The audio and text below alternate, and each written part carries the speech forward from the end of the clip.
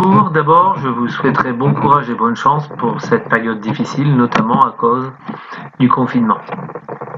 Donc cette activité 4, elle porte sur la notion de primitive et surtout sur sa définition pour ceux qui ne seraient pas encore familiers de cette notion.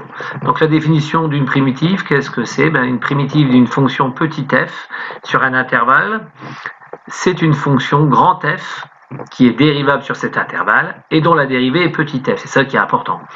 Donc on a l'égalité, si grand F est une primitive de petit f, la dérivée f' de x c'est égal à petit f de x. Donc on admet que si une fonction est continue, elle admet des primitives. Bon, pour vous, la plupart des fonctions sont continues, au moins sur des intervalles, donc il y aura toujours des primitives. On aura besoin de cette notion de primitive pour le calcul intégral. Alors l'exemple ici, on prend une fonction petit f affine d'expression 2x plus 7 et on veut montrer par exemple que f1 de x, qui a pour expression x carré plus 7x plus 3, en est une primitive. Donc il suffit de dériver, on sait dériver ça, la dérivée de x carré c'est 2x, la dérivée de 7x c'est 7 et là c'est 0, donc on trouve bien 2x plus 7 qui est f de x. Si on le vérifie avec GeoGebra, on rentre grand f de x, ici il suffit de taper grand f' et on retrouve la dérivée qui est égale à 2x plus 7.